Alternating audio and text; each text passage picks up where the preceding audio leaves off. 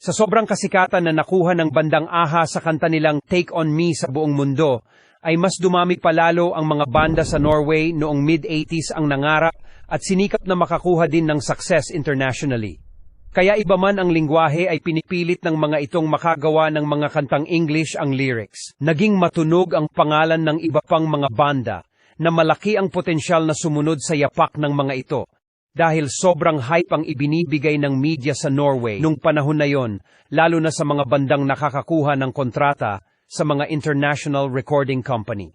Andiyan ang mga bandang One Too Many, Stage Dolls, The Monroes, TNT, at ang tatalakayin natin ngayon na Fra Lippo-Lippi, ang bandang kumanta ng mga awiting Every Time I See You, Light and Shade, Beauty and Madness, Later, at marami pang iba. Halika at alamin natin ang kwento ng Fra Lippo-Lippi. Alamin natin kung bakit malapit sa puso ng bandang ito ang ating bansang Pilipinas. Kung fan ka ng bandang ito at ngayon mo palang din maririnig ang kwento nila, sigurado akong magugulat ka rin na kagaya ko. Sino ba namang mag-aakala na ang bandang ito na gumawa ng mga awiting minahal nating mga Pilipino ay hindi pala nagawang sumikat ng husto sa ibang bansa?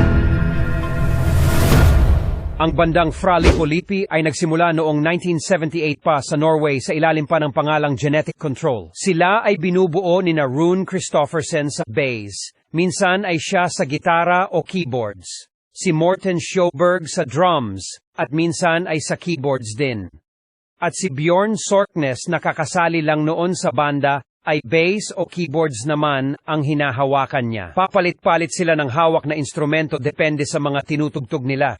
Madalas nilang kino-cover noon ang mga kanta ng mga bandang Black Sabbath, Deep Purple, Santana, at Led Zeppelin. Noong 1980, nagsimula na silang lumikha ng mga original songs at ginawa na din nilang Fra Lippo-Lippi ang pangalan ng banda na nakuha ni Rune sa isang tula na Fra Lippo-Lippi na isinulat ni Robert Browning bilang tribute sa Italianong pintor na si Fra Filippo Lippi. Nag-release sila dito ng extended plays na puro instrumental tracks lang na tinawag nilang Tap Dance for Scientists. Noong 1981, halos dun na tumira ang tatlo sa basement ng bahay ng magulang ni Rune para magsulat at gumawa ng mga awitin.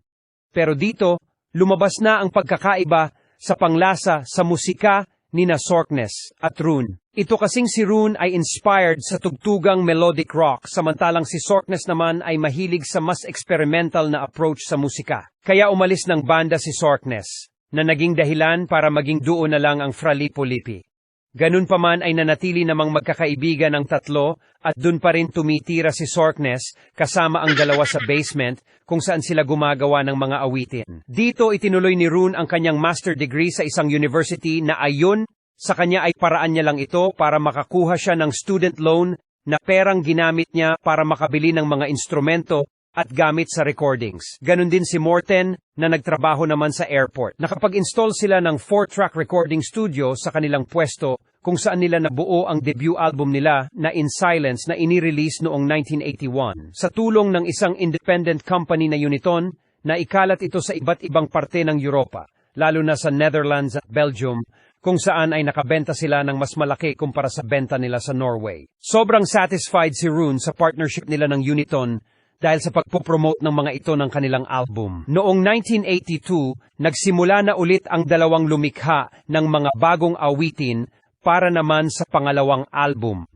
Una nilang nabuo at nai-release ang single na Now and Forever. Dito na din, nagsimulang maghanap ang mga ito ng mas ayos na recording studio. Naswerte naman dahil may kilala silang sound engineer na si Espen Dahl na nakatulong sa kanila para mai-record ang sunod na album sa maayos na studio. Habang nagre-record ay ramdam na ang improvement ng musika nila kaysa sa una nilang album, kaya mas naramdaman din nila sa pagkakataon na yun ang kakulangan nila ng maayos na bokalista. Doon na nirekomenda ni Espen Dahl ang kakilala na nilang si Per Øystein Sørensen na noong panahon na yon ay nakakagawa na din ng sariling pangalan sa bandang TenSing Band. Pumayag naman ito kaya noong 1983 si Per Øystein na ang tumayong bokalista at keyboardist ng Fra Lippo-Lippi. Nai-release ng Fra Lippo-Lippi ang kanilang pangalawang album na Small Mercies noong taon din na yon ng 1983. Kung saan ay nakatanggap nga ito ng positibong reviews sa Norway at ibang bansa sa Europa. Katunayan, nagka-interes at tinawagan sila ng Motown's British office na isang malaking recording company sa England para magkaroon ng kasunduan. Pumunta dito ang banda na kahit hindi na uwi sa magandang kasunduan para sa kanila, malaking experience na din yon. Dito ay nagdagdag pa sila ng isa pang miyembro na si Øyvind Kvalnes bilang keyboardist. Nagpatuloy sila sa paglikha ng mga kanta na minsan ay tumutulong din ang dati nilang miyembro na si Sorknes, pero noong 1985, naghiwalay na ang banda at ang record label na Uniton. Nakakagulat man ay wala nang maging interesadong record label sa kanila noon, kaya napilitan na lang silang magsariling gastos sa pagre-release ng pangatlong album na Songs sa ilalim ng sariling label na Easter Productions. Utang lahat ang ginastos nila dito mga idol, kaya kasabay ng pagre-release ay ang sobrang pressure na kailangan talaga nilang makabenta ng kahit pangbayad man lang sa mga hiniram nilang pera. Naging ayos naman ang feedback ng album. Marami ang nagsabi na ang Songs album ang pinakamagandang pop album na nagawa sa Norway na nakabenta ng 5,000 kopya ng walang tulong ng kahit sinong promoter. Dahil sa medyo okay ang album na ito, napansin at nakatanggap sila ng major recording deal sa Virgin Records. Kung tutuusin, malaking break ito pero sinabayan ito ng pag-alis sa banda ni Morten at Øyvind. Dahil naramdaman ng mga ito na sobrang seryoso na nang papasukin nila dahil sa pagkakaroon ng malaking record label, hindi sila naging komportable na iwanan ang kanilang trabaho at pag-aaral. Sa pag-alis ng dalawa, naging duo na lang muli ang Fra Lippo-Lippi at sa tulong ng Virgin Records ay nai-record nilang muli ang mga kanta sa Songs album para i-release muli internationally. Andito na sa album na ito mga idol, ang mga kantang The Distance Between Us at Every Time I See You. Naging matagumpay naman ito at nakapasok na kahit papaano ang ilang kanta nila sa music charts sa iba't ibang parte ng Europa. Mas ramdam ang lakas ng album nila sa France kung saan ay nakabenta sila dito ng 65,000 copies. Sabi ni Rune sa isang interview, ang pagsikat umano ng kapwa Norwegian na pop heroes na AHA noong panahon na yon ang isa sa nakatulong sa Fra Lippo-Lippi para makakuha din ng atensyon ng mga media dahil galing sila sa parehas na bansa. Pero umaasa ito na makilala sila dahil sa kanilang musika at hindi bilang anino ng AHA. Noong 1986 ay nagpasya na si Rune at Per Øystein na iwanan na ang mga trabaho nila at mag-focus na sa musika. Naging ayos naman ang mga sumunod na nangyari sa karera ng dalawa. Nararanasan na nilang makasama sa front page ng ilang magazines at magkaroon ng mga tours sa iba't ibang parte ng Europa. At dahil sa magandang nangyari sa unang album ng Fra Lippo-Lippi sa Virgin Records, ay nag-invest pa ng mas malaki ang naturang label sa sunod na album ng banda. Kumuha din ang mga ito ng bigating producer. Noong 1987, nabuo at inirelease sa California ang pang-apat nilang studio album na Light and Shade, na kahit positibo ang feedback sa mga tao, at syempre sobrang umingay lalo ang pangalan ng banda sa bansa nila dahil sa may nakapasok na namang Norwegian sa US, bigo naman itong makabenta ng malaki. Hindi nila naabot ang ekspektasyon ng Virgin Records, kaya sa sobrang disappointment ay binitawan na sila ng naturang record label. Durog ang kalooban ng dalawa sa pangyayaring ayon sa kanila ay hindi nila naintindihan, wala rin silang kinita sa album at sira lahat ang kanilang mga plano. Sa panahong ito, sumagi na sa isipan nila ang sumuko na lang. Pero kahit papaano, ay medyo nananaig pa rin ang pagmamahal nila sa kanilang ginagawa.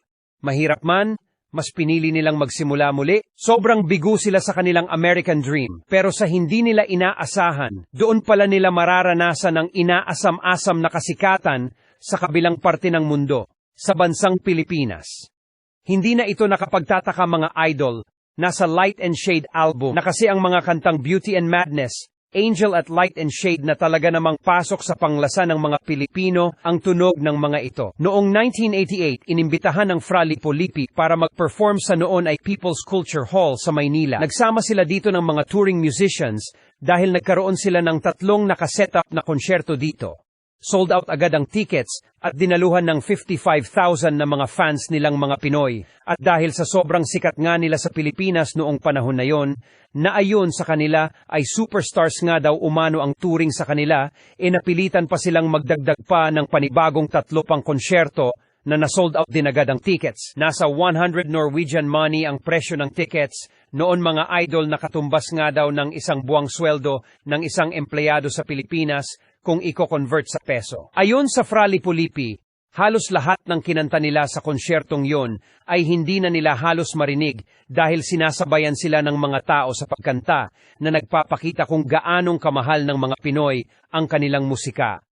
Pero dagdag ng mga ito, mas kumita sila sa tickets ng konsyerto sa Pilipinas kaysa sa benta ng album dahil sa matinding pamimirata ng album nila sa bansa. Ang Fra Lippo-Lippi palang mga idol ang pangalawang European band na nakatugtog sa Pilipinas nung panahong yon. Ang nauna sa kanila ay The Beatles noong mid-60s pa. Ito na umano ang naging simula ng mahabang relasyon ng Fra Lippo-Lippi at ng mga music lovers sa Pilipinas. Bumalik pa ulit dito ang banda para magsagawa muli ng mga konsyerto sa mga sumunod na panahon. Dahil sa kasikatang nakuha, syempre, nagkaroon ulit sila ng ganang ipagpatuloy ang pagbuo ng mga awitin at pagre-release ng mga album. Noong 1989, nakapirma sila ng kontrata sa BMG, sa German Department at Subdivision ng mga ito na The Record Station. Nai-release nila dito ang The Color album pero hindi ito pumasok sa kahit anong music charts. Noong 1990, nag-release sila sa Pilipinas ng live album na Crash of Light.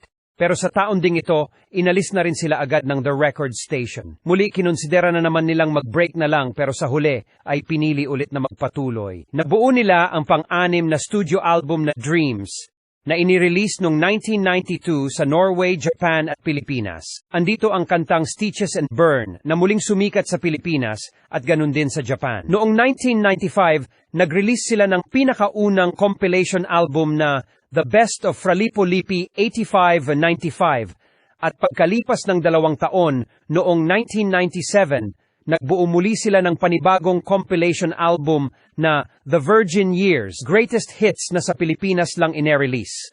Noong 2002, umalis na ng banda si Rune para mag-focus sa sarili nitong record label. Sinabayan naman ito ni Per Oystein ng pagre-release ng pang-7 album ng Fra Lippo-Lippi na In a Brilliant White. Kahit mag-isa na lang ito, sa Pilipinas lang, inirelease ang album na ito mga idol sa ilalim ng EMI Music Philippines. Andito na ang kantang Later at ang collaboration ni Per kay Kyla na Wish We Were Two. Noong 2006, muling bumalik si Per sa Pilipinas at nagsagawa ito ng 4 na konsyerto na dinagsa din ng mga tao. Nasundan muli ito ng 5 pang konsyerto sa Pilipinas noong 2011. At noong 2018 muli itong bumalik sa Pilipinas para sa 30th anniversary ng unang konsyerto ng banda sa bansa. Sa kabuuan mga idol, mayroong 7 studio album ang Fra Lippo-Lippi.